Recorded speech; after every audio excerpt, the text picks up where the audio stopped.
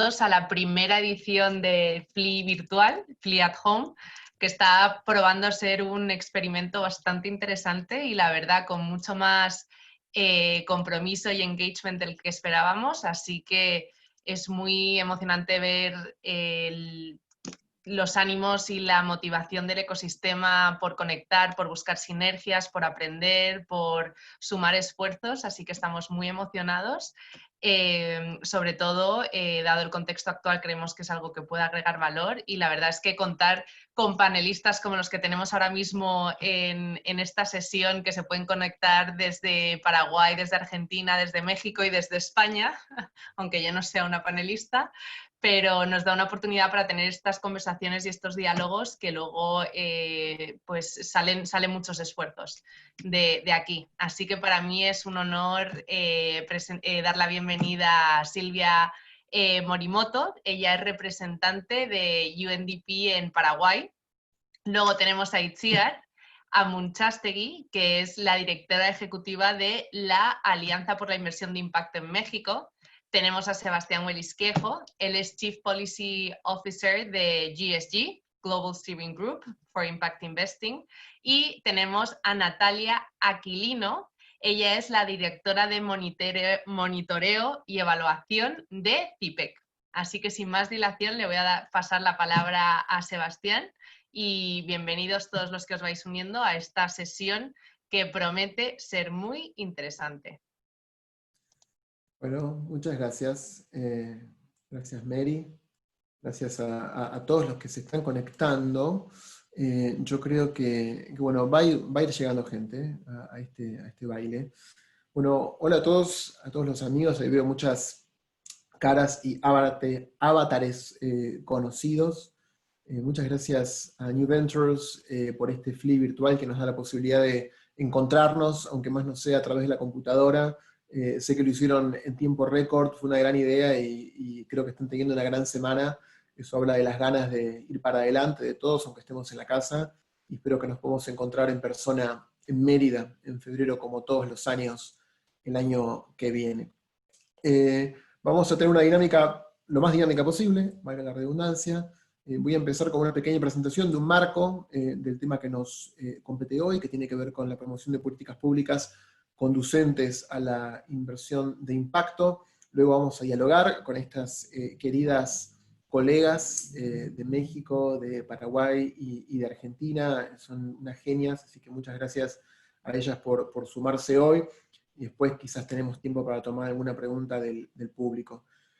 Un poquito de historia. Yo no estoy con el Global Steering Group for Impact Investment desde enero como jefe de políticas públicas, y el Global Steering Group y también otros como la OCDE y muchos otros alrededor del mundo a lo largo de los años vinieron derivando o trabajando en marcos de política pública, identificando mejores prácticas, identificando cajas de herramientas. Y nosotros sentimos este año, cuando empezamos este nuevo esfuerzo de política pública, que eso está muy bien y que tenemos que dar por buenos esos frameworks, digamos, que fuimos derivando a lo largo de los años. Pero que el 2020 tenía que ser el año en el que trabajemos para llevar esas ideas y esas mejores prácticas a la acción. Y así veníamos trabajando incluso antes de la crisis del COVID.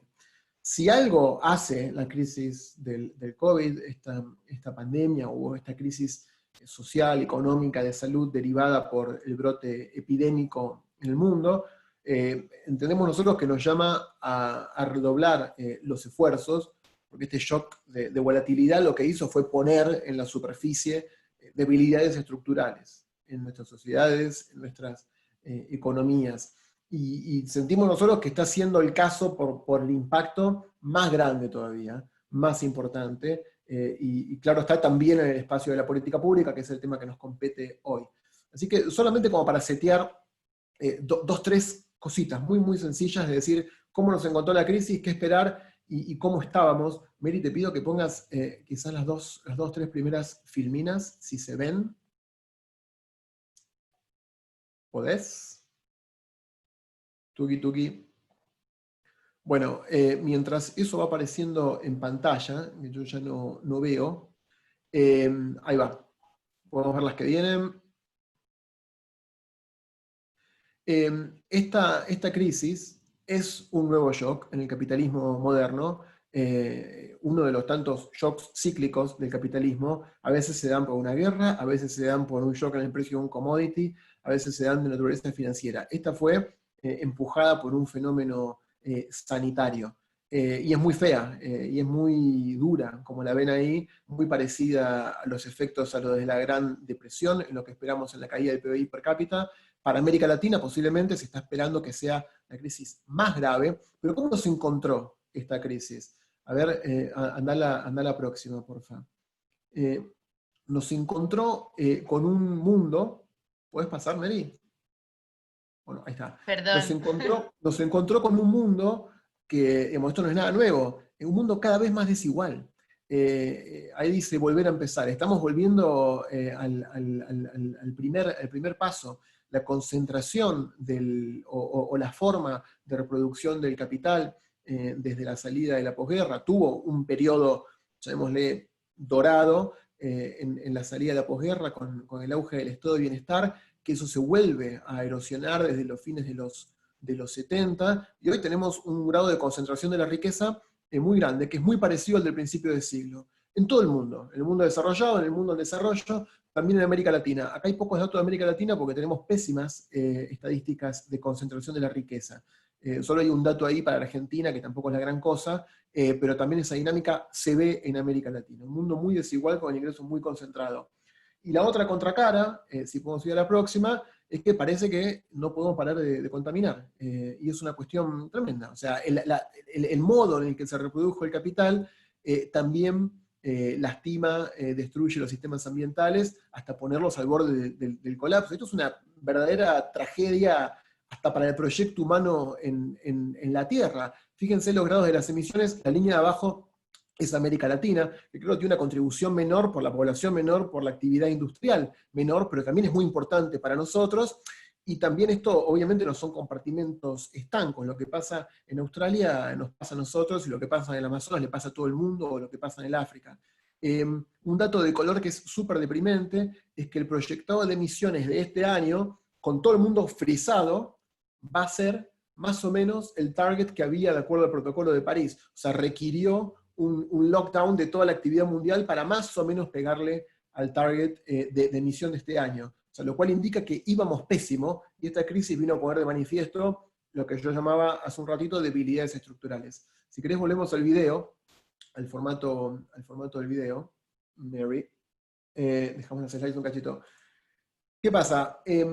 Esta crisis, entendemos nosotros que quizás como marco para poder pensarla y pensar las soluciones, se manifiesta a través de diferentes etapas, desde la emergencia más inmediata, a las respuestas de emergencia, a las primeras medidas de recuperación, pero lo que tenemos que tener en mente es que lo que hagamos ahora va a setear cómo va a ser esa recuperación y si estamos caminando sí o no hacia un nuevo normal. Porque lo que está claro es que si vamos en inglés se dice going back to normal. Si volvemos al viejo normal, estamos mal, y eso va a ser un paso hacia atrás, muchos pasos hacia atrás, y una oportunidad perdida para realmente cuestionar alguna de las bases que nos trajeron a tener este tipo de economía y este tipo de sociedades que excluyen, que descartan y que degradan el medio ambiente. Las consecuencias de la crisis prácticamente no dejan ningún área sin tocar. O sea, agarren la lista de los ODS de Naciones Unidas, no hay ningún ODS que no esté impactado. Y trágicamente le impacta más a los más vulnerables. Y digo más vulnerables, los países más vulnerables, las regiones más vulnerables, los sectores económicos, las ramas de la industria, las compañías, los hogares, por supuesto, los trabajadores y las familias más vulnerables. Yo creo que lo que nos gustaría reflexionar hoy es qué quiere decir el impacto para el sector público, para nuestros gobiernos. Cuando hablamos de la inversión per se, ¿qué es el impacto? Pareciera que es un poco más claro, o ahora, a través del trabajo que hemos hecho muchos durante décadas, pareciera que la noción de traer la tercera dimensión del impacto social y ambiental a las dos dimensiones tradicionales de retorno financiero y riesgo, que fueron lo que dominó la discusión de la inversión a través de la historia moderna, eso es el impacto en el mundo de la inversión, sobresimplificando. Ahora, ¿qué quiere decir el impacto para los gobiernos? Los gobiernos van a decir, che, yo soy todo acerca de impacto. Mi misión es el impacto o servir a mi gente. O debiera ser eso. Bueno, vamos a tratar de reflexionar si realmente es eso. Nosotros sentimos que para el sector público el impacto tiene bastante que ver con cambiar la manera de gestión para lograr más y mejores resultados en el campo social, en el campo ambiental, y liderar o promover, crear un ambiente proclive al cambio sistémico con foco en los más vulnerables. Esto que parece una declamación bastante general y como de wishful thinking, diríamos en inglés, hoy queremos tratar de desmenuzar qué quiere decir eso. El foco tiene que estar en la acción, el foco tiene que estar en la acción. Hoy vamos a estar discutiendo algunas iniciativas que deben ser implementadas por los gobiernos, con foco en los gobiernos de nuestra querida región de América Latina, para responder en la crisis y para salir de esta crisis más fuertes de lo que entramos, estructuralmente más fuertes de lo que entramos. Y sentimos que hay un montón de herramientas en el continuo del impacto, de la inversión de impacto, que tienen que estar puestas al servicio de atender los problemas sociales más importantes que enfrentan nuestras sociedades, que ya enfrentaban y que ahora enfrentan mucho peor a partir de la crisis. Claro, cada instrumento para cada tema social, a lo largo de las fases, y teniendo en cuenta las particularidades de cada mercado. Nosotros somos todos latinos, hay muchas particularidades en cada uno de los mercados, y en ese diseño eso va a ser bastante importante. Entonces, estamos viendo algunas, en las respuestas de emergencia por parte de los gobiernos en todo el mundo, estamos viendo algunos pasos que van en la dirección correcta y otros que no, claramente. En América Latina pareciera ser, y esto me gustaría después charlarlo con las colegas, pareciera ser que el foco está puesto, con razón, en la contención más inmediata y en la asistencia en esa emergencia. Por ejemplo, en Argentina, con los esfuerzos en la política alimentaria, por ejemplo. O sea, pasamos de 8 millones de personas a 12 millones de personas que dependen de asistencia alimentaria directa para poder cubrir sus necesidades nutricionales básicas. Eso es un cuarto de la población, y eso fue en cuestión de una semana o 10 días. Muchos gobiernos están respondiendo con lo más inmediato, y eso está bien.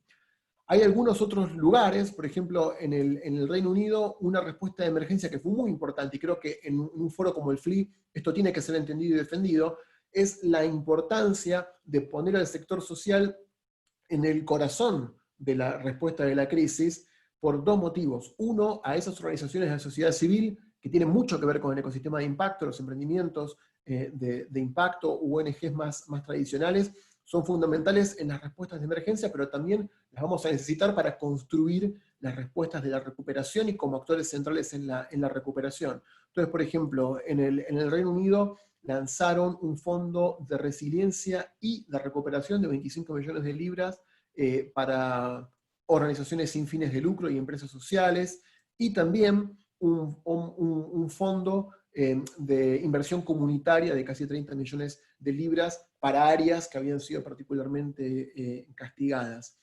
Y en otros países, los paquetes de asistencia fiscal, esto también está pasando en América Latina y creemos que hay que ser más vocal para que esto pase más, están siendo condicionales. En la crisis del 2009, en la crisis financiera, los paquetes de ayuda al sector privado no fueron condicionales. Y después de esa crisis, la verdad que la cosa mucho no cambió y nos dejó en un estado bastante parecido al previo de la crisis. Ahora por lo menos estamos viendo que hay lugares como en Dinamarca y en Polonia que el gobierno se está negando a ayudar a compañías que están registradas en paraísos fiscales. Entonces que ellos no pueden recibir ayuda, o no permitir que las compañías ayudadas recompren acciones. Bueno, todas prácticas que en el 2009 fueron muy comunes y nadie las cuestionaba. Tenemos que trabajar para que esos paquetes de recuperación en cada uno de nuestros países no se vayan para cualquier lado, no permitan comportamientos espurios y que realmente tengan a los más vulnerables en el centro de la recuperación. Ahora, estas soluciones de las que podemos hablar tienen colores, formas, texturas muy diferentes en cada uno de los mercados, inclusive de Argentina a México, en todos los países que conforman esta región, más allá de que compartimos muchas cuestiones que vamos a ver, hay temas de diseño que tienen que ser atendidos localmente.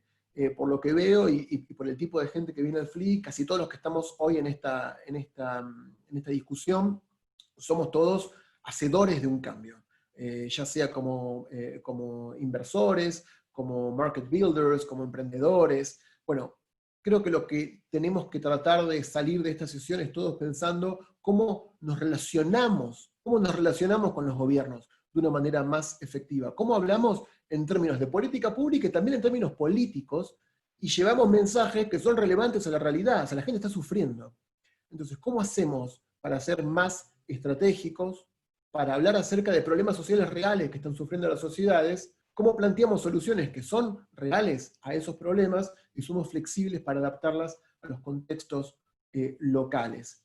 Una primera, no sé si llamarla recomendación, pero un primer principio de diseño es que no pongamos los instrumentos de respuesta por arriba de los problemas sociales. Los problemas vienen primero. Muchas veces, tristemente, y nos pasa en nuestro campo de la inversión de impacto, nos enamoramos un poco demasiado de los instrumentos. Entonces hablamos de un fondo o un bono, pero el fondo o el bono son buenos como respuesta en tanto sean capaces de resolver un problema. Los problemas vienen primero. Nadie quiere sacar un fondo y nadie quiere emitir un bono. Queremos o debiéramos querer solucionar un problema social, un problema ambiental, evitar que adolescentes dejen la escuela secundaria, promover que los trabajadores informales pasen al mercado de trabajo formal, o el tema que nos convoque. Esto parece una novedad, pero a veces no se ve de manera tan clara. Creo que ahora hay que hacer un llamado a mantener el foco, pensar en los problemas reales y soluciones que sean relevantes para esos problemas. Mary, si podés volver a las slides, quiero señalar 2, 3 áreas como disparadores de una discusión, que son solamente 3 cosas que en el mundo la crisis puso en descubierto los problemas estructurales que se ven en estos sectores. En América Latina, tristemente, muchísimo para hablar de esto. Yo creo que es a partir de la slide número 5. Perdonen la desprolijidad, pero con la amiga María estamos viendo cómo hacemos para llevar ambas cuestiones. Bueno, ahí tenemos, por ejemplo, un dato. A ver, vamos a la educación, que es el primero. Vamos a la educación. Tuki. Está medio travieso tu dedo, María, o el mouse, está un poco loco. ¿Qué es lo que ven ahora? Porque yo la tenía en la de Empleo. educación. Vamos para atrás. En la educación, ahí está, perfecto.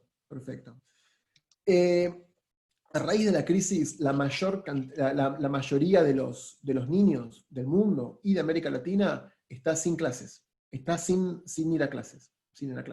En un momento llegó a ser el 93% de los niños del mundo. Hoy algunos países volvieron a clases, 70% de los niños del mundo no están yendo a la escuela. 70% de todos los niños del mundo. Imagínense el número ese. No sería raro esperar una trágica alza en la tasa de deserción escolar después de la crisis. La deserción escolar es un problema de largo plazo en todas las sociedades. Imagínense que chicos que les cuesta quedarse en la escuela, ¿qué pasa si no van a la escuela 3, 4, 5, 6 meses? Vos fíjate ahí que nosotros tenemos una tasa de enrolamiento escolar en los países de ingresos medios y de ingresos bajos que es menor que en los países de ingresos altos. Y una tasa de abandono que puede ser hasta 20 veces más alta. Bueno, es un tema para la etapa de la recuperación que yo siento que nos tiene que ocupar, nos tiene que preocupar, y también tiene un correlato naturalmente con el mercado de trabajo, porque el chico que no va a la escuela tiene que ser cuidado por un familiar. Es un tema que nos tiene que preocupar de una perspectiva de género. La mujer cumple un rol de cuidado desproporcional respecto del varón, y encima afecta más a los trabajadores informales y de sectores de la economía de menor productividad y de menor renta que tienen menos margen para el teletrabajo. Entonces, fíjense si es importante atender la cuestión de la reinserción escolar temprana por un aspecto educativo, por un aspecto del mercado de trabajo. Ahí nosotros sentimos que hay muchísimo espacio para pensar en mecanismos de commissioning, de pago por resultados en los gobiernos, y espero que podamos hablar un poco más de eso. Hay un montón de antecedentes, por ejemplo está el Education Outcome Funds en África y el Medio Oriente, que lo que trata de hacer es monetizar el valor social creado o el costo social evitado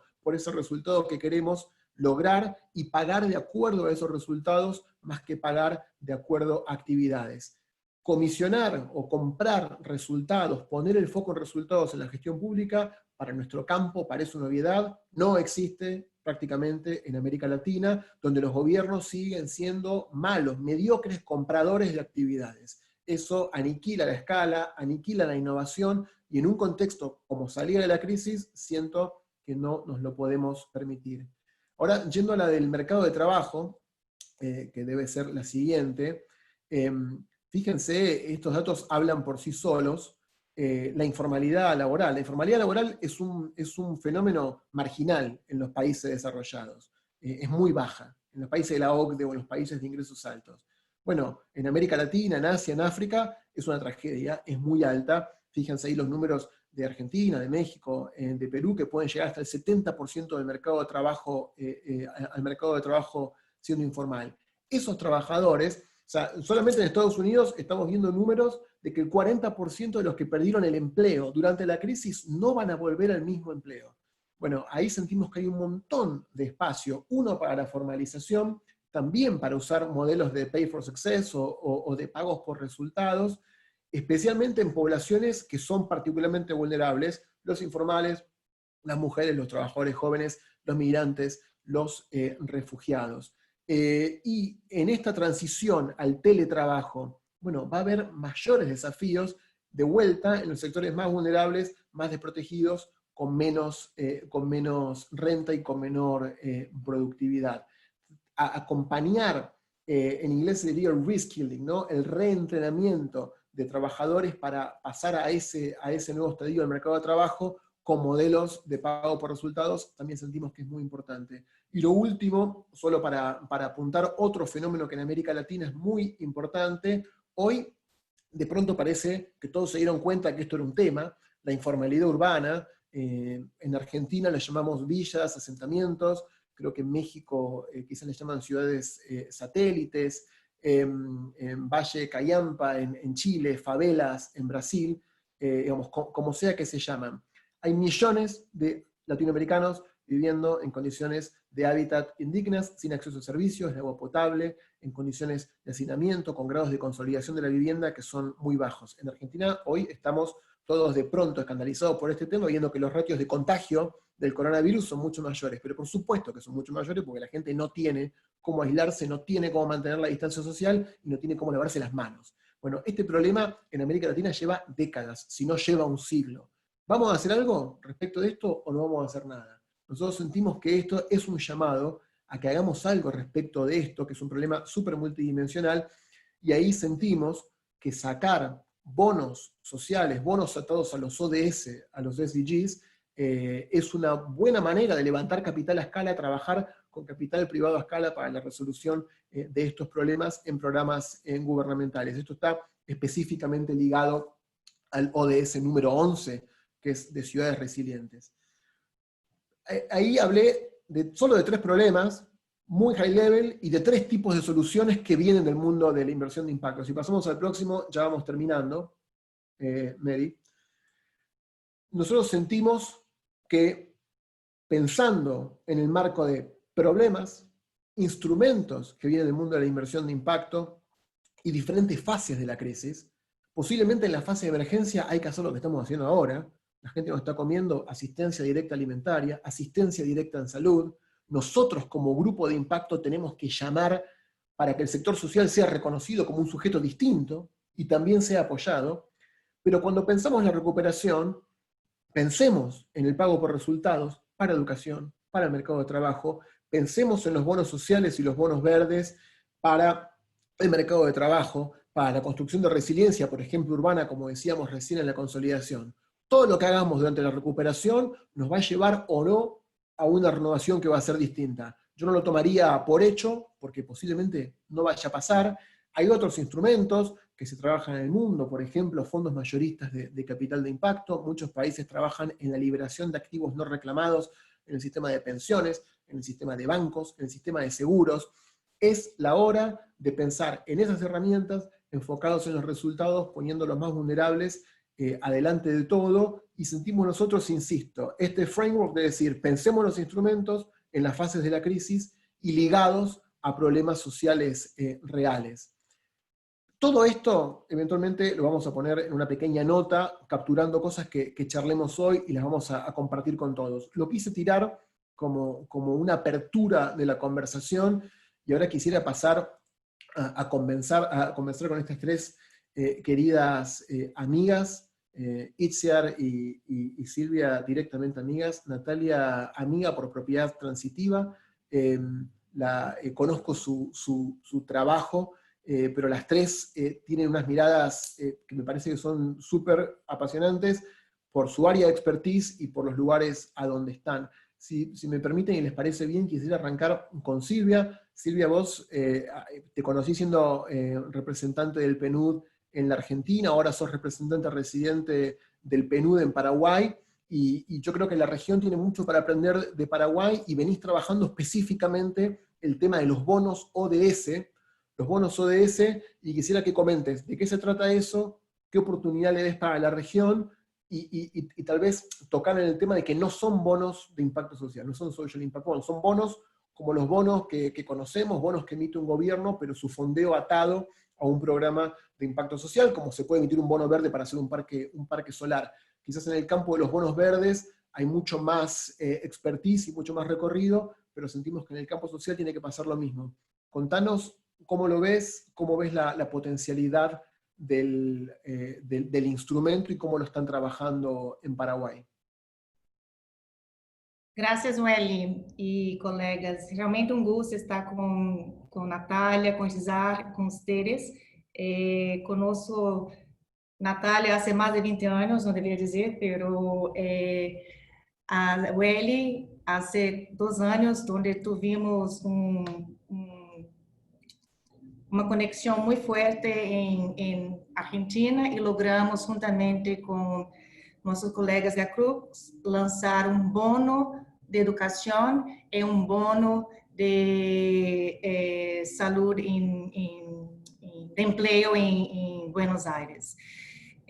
Antes de começar, eu queria explicar por que PNUD trabalha com bônus. PNUD é a maior agência de desenvolvimento das Nações Unidas, e sabemos que para lograr um desenvolvimento sustentable e inclusivo, há que trabalhar de maneira de compensar os impactos negativos das megatendências atuais, como o crescimento da população, câmbio climático, a insegurança alimentar. Nesse contexto COVID, temos o risco de ter 240 milhões de pessoas com insegurança alimentar.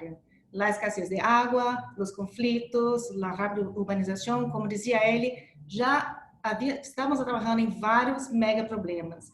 E agora, com o contexto COVID, que é o maior desafio que hemos enfrentado desde a Segunda Guerra Mundial, o impacto negativo é todavia maior. Por la primeira vez, desde 1990, o desenvolvimento humano global vai a caminho de retroceder este ano. Por la primeira vez desde 1990.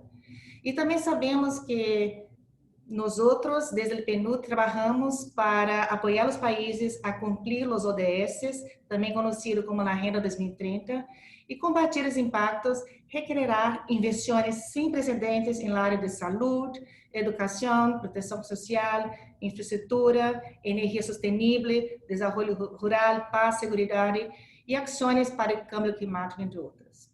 Para isso, nós estamos seguros que não há nenhum país do mundo que solamente com seus recursos de governo ou recursos da sociedade civil pode enfrentar essas megas tendências, esses problemas.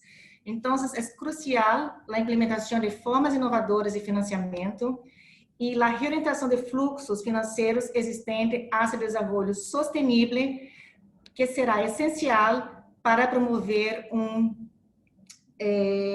um impacto muito maior dentro e alcançar os ODS, e também, como dizia o Eli, o Acordo de Paris de Meio Ambiente em um mundo que está alcançando seus limites planetários ambientais.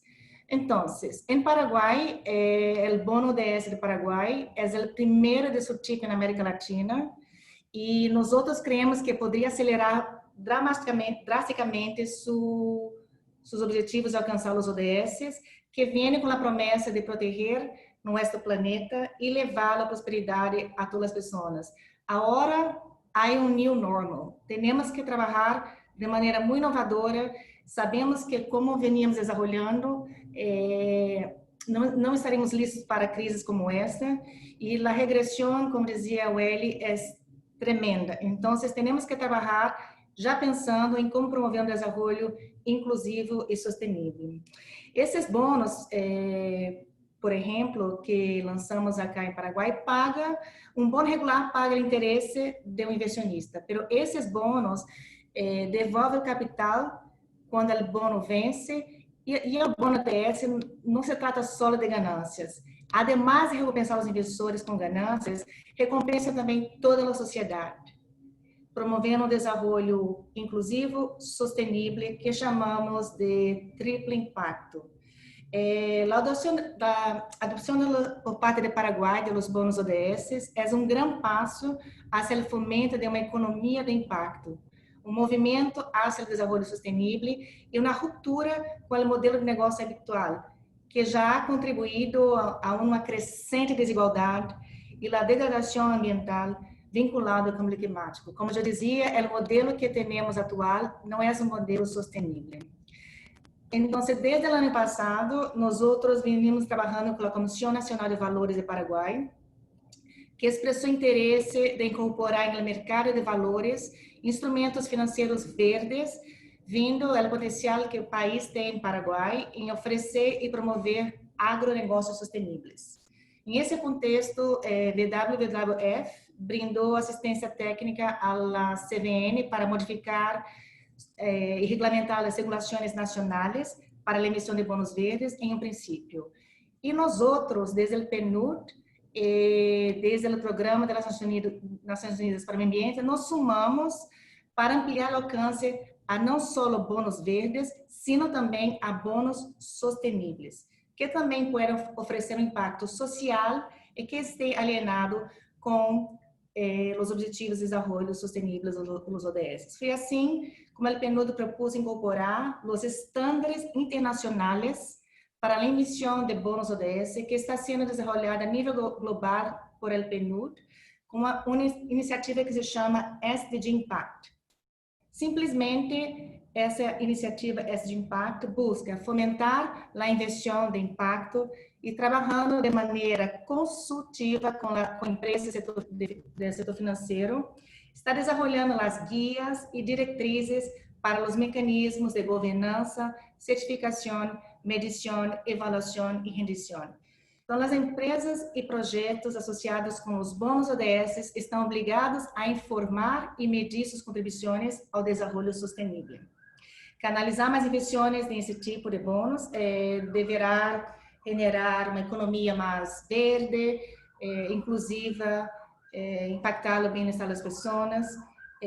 Os bônus impulsam a inversão de uma produção de bens mais limpa, eficiente, promove eficiência energética, reduzem as emissões de carbono, que ajudará a mitigar o câmbio climático. Então, nós estamos super contentes de poder promover esse bônus ODS em Paraguai, que brinda os investidores éticos e conscientes a oportunidade de dirigir seu dinheiro hacia uma eleição mais justa e ecológica, sem ter que depender somente de filantropia. O governo paraguaio,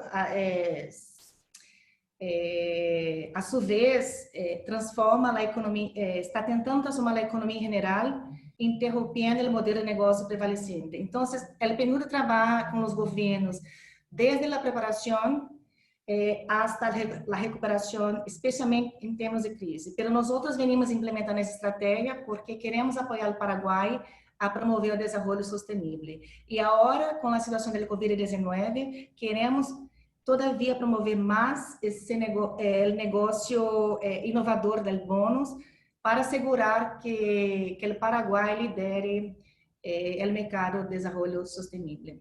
Então, assim estamos trabalhando no Paraguai. Gracias por compartir esto. Yo creo que dijiste muchas cosas muy importantes. Estaría bueno que a los que les interesa este instrumento, hablaste de los estándares que está produciendo el PNUD con SDG Impact. Los estándares son muy importantes para asegurar la integridad y la transparencia, porque si no son unos bonos disfrazados de sociales que no son sociales, son bonos comunes.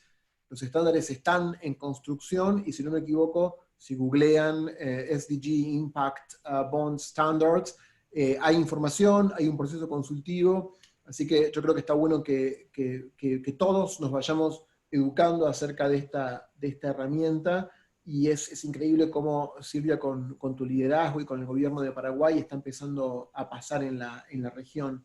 Muchas veces nosotros acá, estando en América Latina, escuchamos acerca de estas respuestas de política, de estos instrumentos, y nos preguntamos, no sé, ¿esto con qué se come? ¿No? O sea, nos parece como de ciencia ficción, o de que solo es posible en el mundo desarrollado, en el Reino Unido, en Estados Unidos. Bueno, este instrumento en particular, estamos convencidos de que tiene muchísima relevancia. Todos nuestros gobiernos emiten títulos de deuda, emiten bonos todo el santo tiempo. Agregarle una capa temática y asegurar su integridad es un lenguaje que todos conocen, la emisión del bono. Agregar eso nos parece que es súper importante para también darle la oportunidad a inversores, como decía Silvia, alineados con la misión, pero también a través de la regulación inducir a que haya más capital yendo hacia esos bonos, de fondos de pensión, de compañías de seguros, de otros inversores institucionales. Nos parece súper tangible. Así que lo que quiero que se lleven como idea es que no es una abstracción, no es una sofisticación europea, es una cosa muy real que tiene muchísimo potencial en nuestro continente. Así que gracias, Silvia, por compartir eso. Sé que estás haciendo una serie de diálogos y de webinars de bonos ODS, así que espero que a todos los que se sumaron a esta charla también les interese este tema y puedan continuar esa conversación. Me gustaría pasar a... quizás después podés dejar en el chat un link, o Mary lo compartimos después de la charla, más información de los bonos ODS. Perfecto. Y de estos webinars que se vienen. Natalia, yo la venía mirando por video, y Natalia, que entiendo no viene estrictamente del campo de la inversión de impacto, es una mirada que me interesa muchísimo. Natalia, como dijimos antes, es directora de evaluación y monitoreo de CIPEC. CIPEC, para los que no son de Argentina, es el Centro de Implementación de Políticas Públicas para la Equidad y el Crecimiento, uno de los think tanks más importantes de América Latina, el número 1 de Argentina.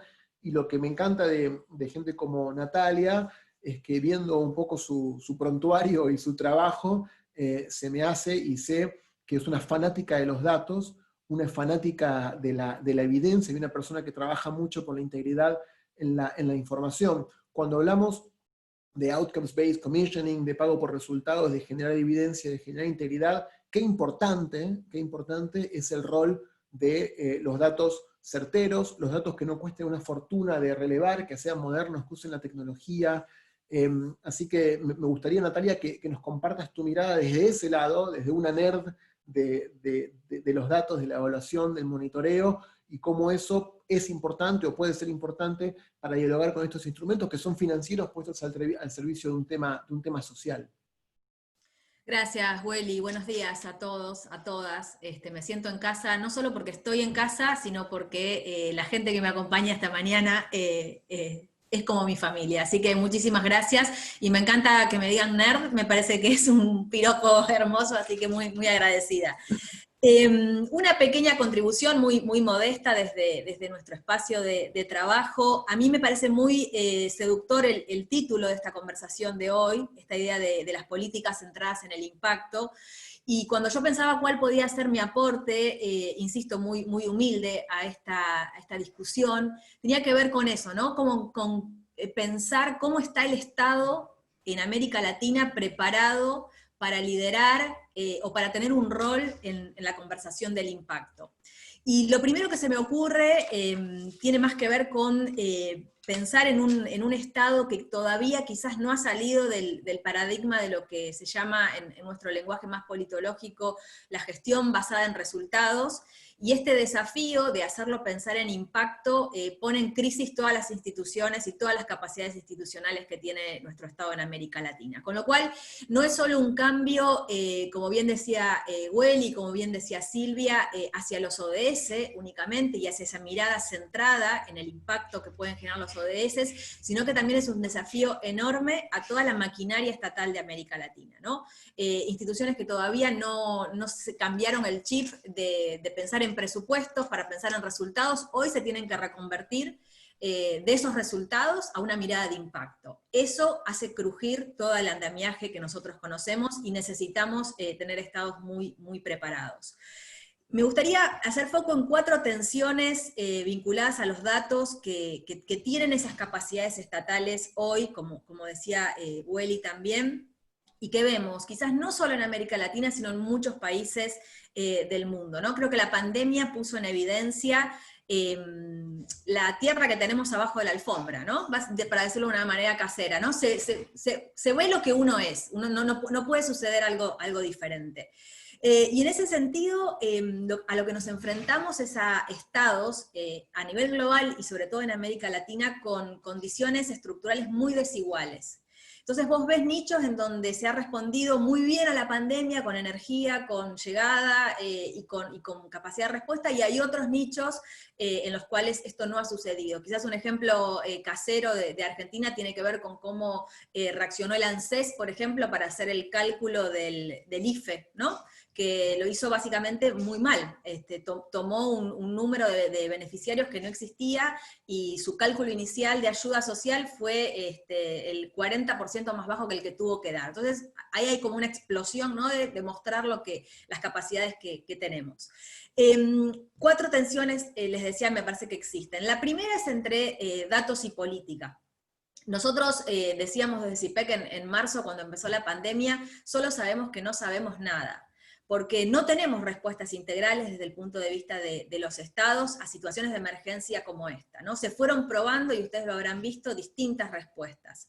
Algunas respuestas que comenzaron, por ejemplo, en Gran Bretaña, muy basadas en los enfoques de la economía del comportamiento, y en esta idea de lavarse las manos, y en estas ideas más de hacer empujones y nudges a los beneficiarios, a los ciudadanos de todo el mundo, que después se probó que no tenían tanto resultado o tanto impacto como se esperaba, y se pasó a una respuesta mucho más vinculada a el aislamiento social. Es decir, nosotros como Estado no sabemos muy bien qué hacer con esta situación, no está probado, no hay suficiente evidencia, y hay mucha tensión en cómo responder porque no hay un conocimiento acumulado.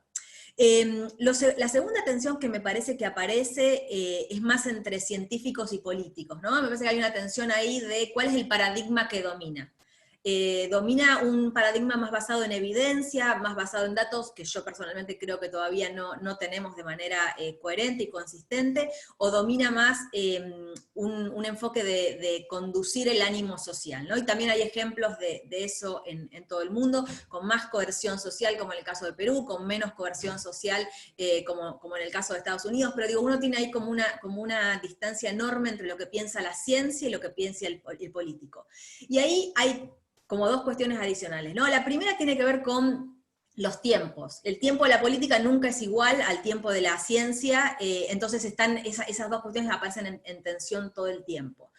Y también que en algunos casos de algunos países lo que apareció es un dominio por parte de un tipo de ciencia, ¿no? Y lo que hay es una carencia quizás de enfoques más interdisciplinarios, más vinculados al impacto que esto tiene en una cantidad enorme de espectros que no son únicamente el sanitario.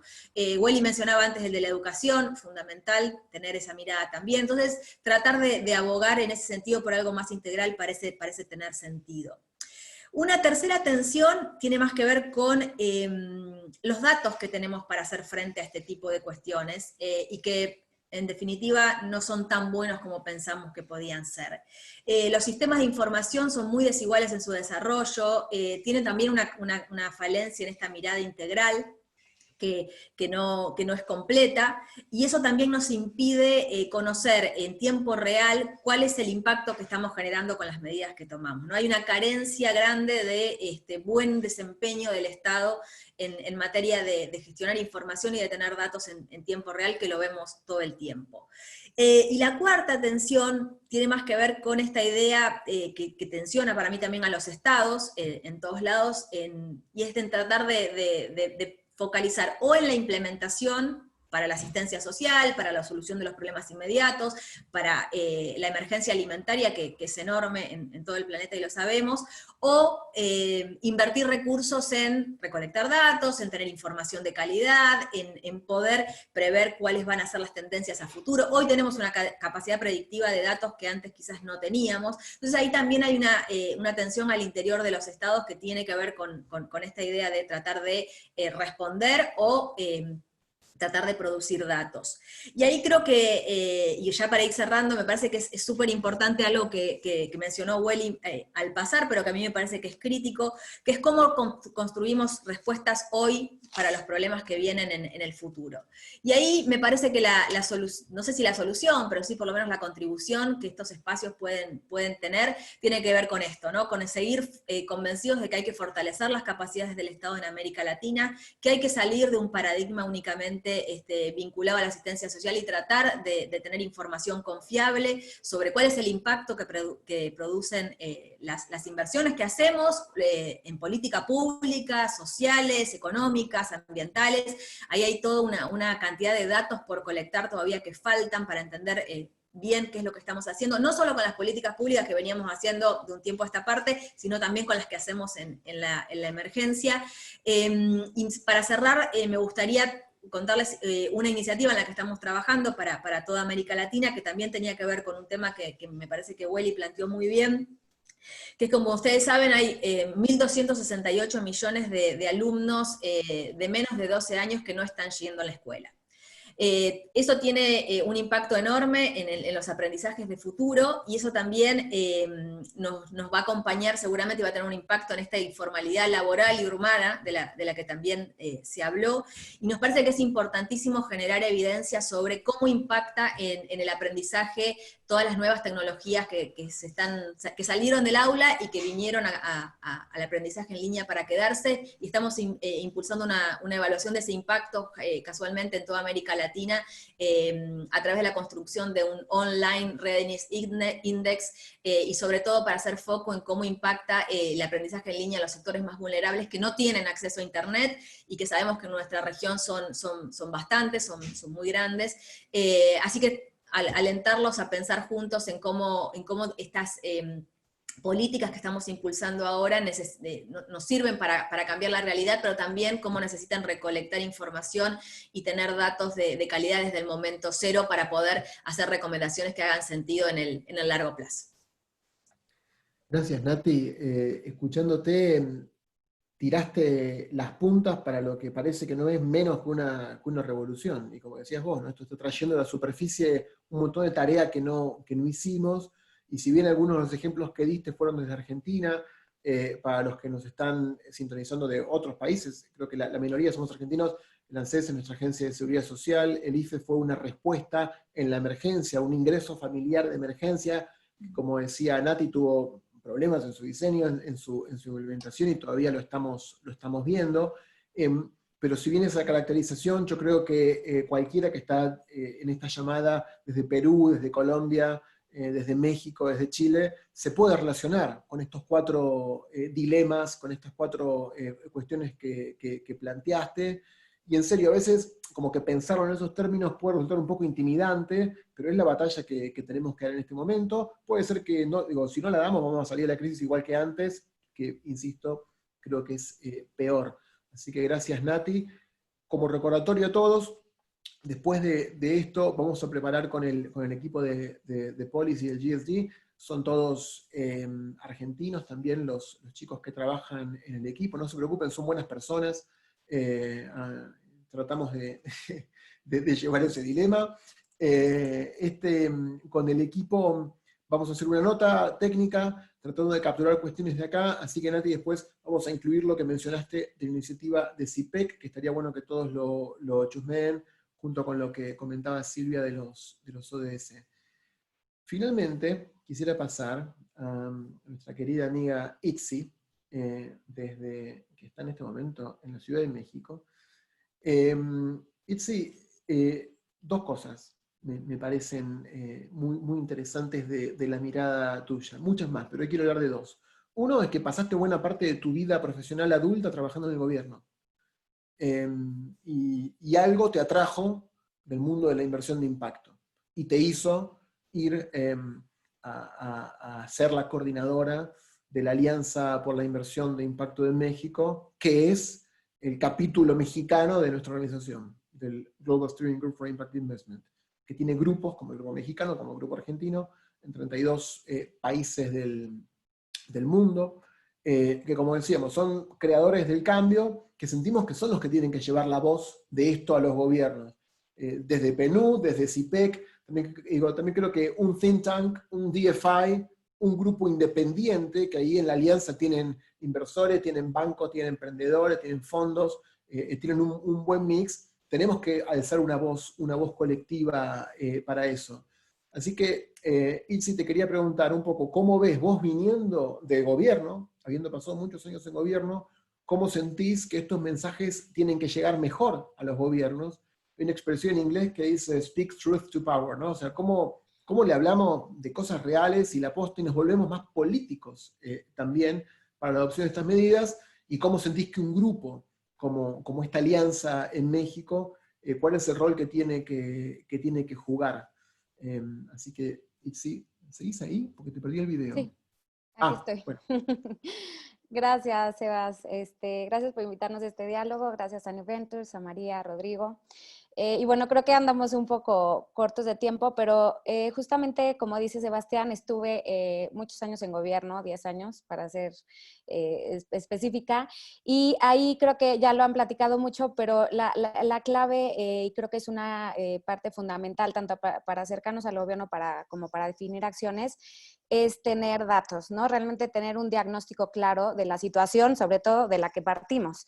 En ese sentido, quiero dar como un panorama muy amplio y muy básico de la situación de México. Pues somos más de 126 millones de habitantes.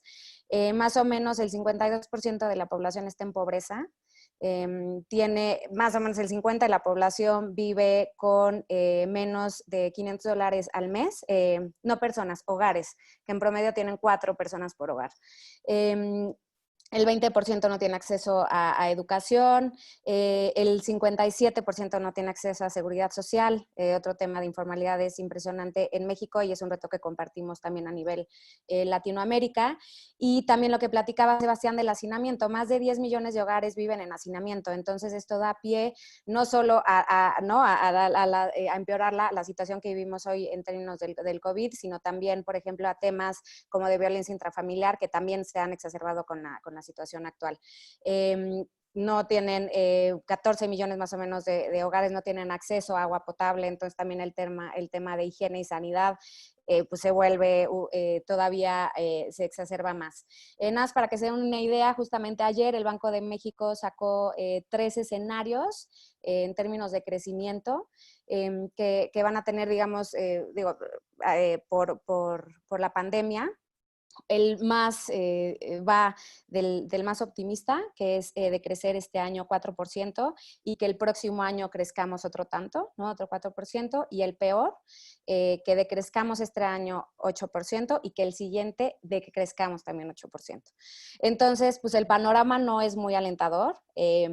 Se prevé que alrededor de 1 millón de empleos se pierdan en México, en Latinoamérica, según la CEPAL, alrededor de 11.6 millones de empleos. Entonces, pues obviamente tenemos, como todos sabemos, un reto enorme hacia adelante. En México, los sectores que se ven que más impacto van a tener, pues es el manufacturero, el de comercio, restaurantes, hospedajes, ¿no? Turismo. Y pues justamente muchos de estos, la mayor parte de la población, de los empleados, pues son mujeres. Una de las poblaciones también más vulnerables de México. Entonces, hablando de la informalidad, más o menos el 56% de la población ocupada en México está en el sector informal.